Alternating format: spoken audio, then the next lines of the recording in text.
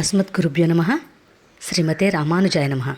ఈరోజు మనం 8వ పాసురాన్ని సేవించుకుందాం. కీస్వానం వెళ్ళెండ్రో ఎరుమై సిరువీడు మేవాన్ பரந்தனகான் மிக்கொள்ள பிள்ளைகளும் போவான் போகின்றாரை போகாமல் காத்து உன்னை கூவான் வந்து நின்றோம் கோதுகலமுடையாய் பாவாய் எஜிந்திராய் பாடிப்பறை கொண்டு மாவாய் பிளந்தானே மல்லரை மாட்டியா தேவாதிதேவனை சென்று நாம் సేవిத்தால் ఆవా వెండ్రాయ్ ఆయిరందు అరుళ్ ఏలోరెంబ ఆవాయ్. భావము: తూర్పు దిశలో ఉదయించుటకు సూర్యుడు సిద్ధముగా ఉన్నాడు. మేత మేయుటకు పశువులు బంధనముల నుండి విడిపించుకొని పచ్చిక బయళ్లకు వెళ్ళుచున్నవి చూడుము.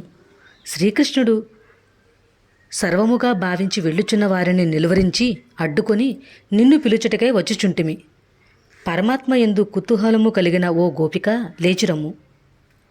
అశ్వరూపంలో ఉన్న కేసి అనే రాక్షసుని నోటిని చీల్చి సంహరించినవాడు, ముష్టిక చాణూరులు అనే మల్లయుద్ధ వీరులను సంహరించిన శ్రీకృష్ణుని వద్దకు మనము వెడలి పరై అనే వాయిద్యమును కోరి ఆ స్వామిని నోరారా కీర్తించిన మన స్థితిని స్వామి గమనించి మనులను అనుగ్రహించగలడు.